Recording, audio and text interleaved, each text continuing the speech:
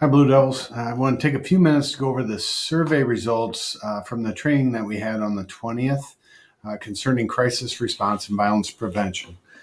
I want to talk through some of the information that was garnered from the survey, but also to walk through some of the different pieces that are going to come as a result of this data. The big piece that we took away from this was that we need to do a better job of communicating and making sure that all of our stakeholders have as much information as we can give about what's going on in our building. And that's in terms of interventions, in terms of programming, in terms of offenses, referrals, things of that nature, so that we can all work together to find new and better solutions to the problems that we are having. With that being said, the survey response options that you were given were all brainstormed by people on our central crisis response team. So our survey looks different from what Norse looked like, which looks different from what Mid-Cities looks like, which looks different from what Walcott's looks like. So we can't really do any building comparisons, but we can use this information to guide the information that we are putting out to you and to find new and better ways to communicate, because one of the big pieces that came out was that the way that we are doing things isn't getting the information to everyone who needs to have it. So with that being said, I want to have everyone keep in mind that communication really is a two-way street. We're going to try some different means to do this, but the information is going to be there. It's going to be there in meeting fashion, conversation fashion. It's going to be there in the Google Classroom. Really, the only reason that you're going to have for not accessing this information is going to be because you don't want to access the information. So I'm going to throw that out there, and then right now we're going to get into the nuts and bolts of this. The first piece that I want to talk through are the responses that were given for this statement. Actions taken systemically by individuals and groups during and after a crisis to mitigate trauma and promote recovery. Each of the 6 items that you're looking at were response items. Each of these 6 are present here at Central High School, but I want to talk about the ones that have the yellow bars by them.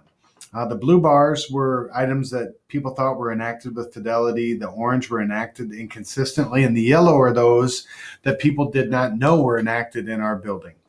So I'll start with CPI, which is short for Crisis Prevention Institute. CPI puts together different crisis intervention trainings, nonviolent intervention trainings, so that we can assist our students when they are in the midst of maybe an altercation, some behavior that is not becoming a high school student. We have a number of people who are trained in the nonviolent intervention, including our administrators, our security team, a number of our special education teachers.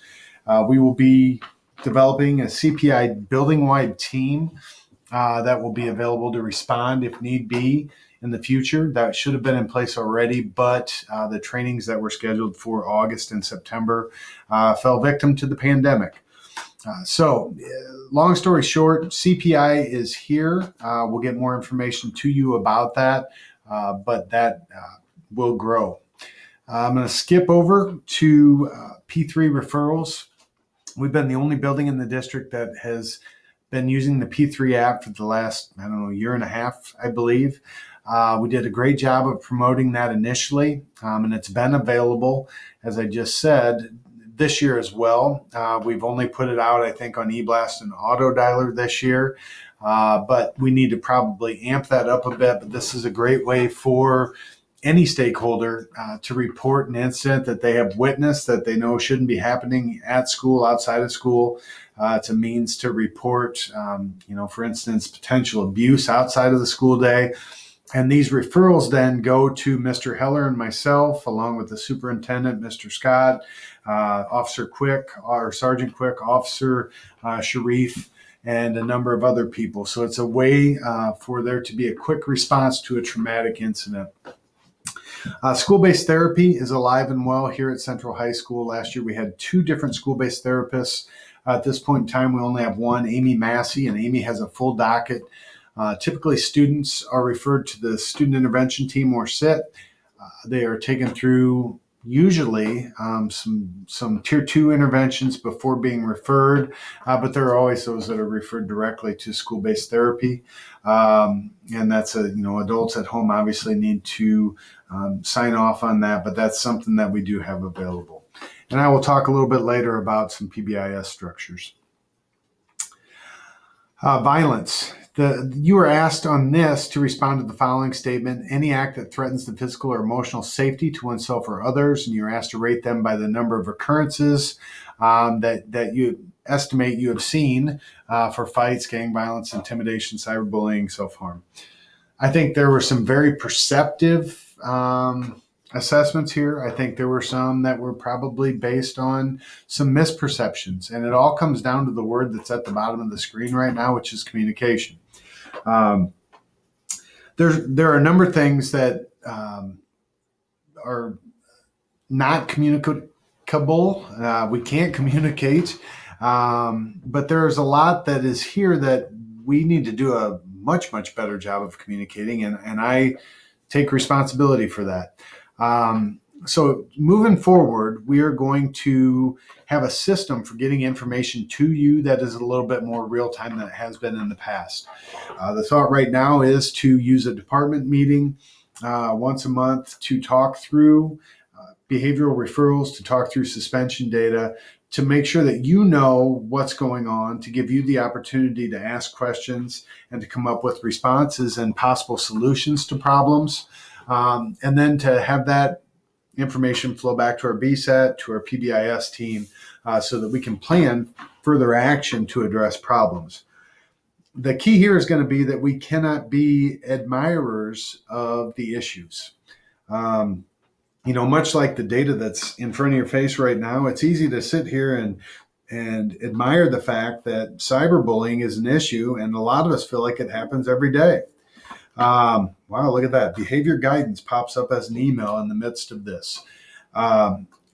Anyway, getting back to the admiring piece, we need to be very solution focused as we look at the data so that we can continue pushing for new and better ways to address the problem. So again, we're going to have a system for how that's brought to you. We want you to be involved, as we want our other stakeholders to be involved in finding solutions to these issues. And lastly, prevention. The statement here was practices and structures used to reduce the risk of a crisis occurring. Again, you're given the option for fidelity, inconsistently, or not enacted. And I'm going to go through again the yellow or the not enacted, because each of these are things that are happening at Central. I'll start with Check and Connect. Check and Connect is a very intensive and training intensive program that's offered as a tier 3 intervention. This just came to us during the second semester of last school year. Mr. Carty is our formally trained staff member, and we have a number of others who have been through an informal training and who are scheduled to be trained when we can get that in after the pandemic. This program is very much centered on individual students and individual supports for those students. We have to set aside 30 minutes each day or each week for the mentor and the student to meet, work through problems, work through academic problems, etc. This is different than the check-in, check-out that we've had in place, but it is a program that we have and will be growing. I'm going to move over to the MVP, Mentors in Violence Prevention Program. Mrs. Wordinger got this rolling here at Central last year with the help of some other staff members. This was a cohort of upper class students that met with our ninth graders on I can't remember if it was monthly or bi-monthly basis during advisory to talk through a number of different issues that might be affecting them and to provide, mentorship for our new students. And this is a program that we haven't found a great way to implement without advisory time available, and we are still looking for that. And all we need to do is find that so we can jumpstart that program. PBIS classroom practices were listed in a couple of different places. I would challenge people to look around. And our PBIS program has grown in leaps and bounds over the past 18 months because we have a fantastic team that's working to make that not only usable but meaningful for our building. But you'll see the expectations posted everywhere. You'll see the posters that individual classrooms made. You'll see the videos and all of the accompanying information. It's there. We're going to make it better, but it is a part of who we are and it is a part of our culture. And lastly, along that line is the relationship building. I have a hard time believing that we can mark that this is not enacted in our building. There have been very formal pieces that have been put out there at the beginning of terms, which let's not kid ourselves. A 10-minute getting to know you does not constitute a relationship built. But this is something that we've attempted to do formally, but we all know is an organic, day-to-day process that has to be intentionally sought. For some kids, you can form a relationship in 20 minutes. For others, it takes 20 weeks.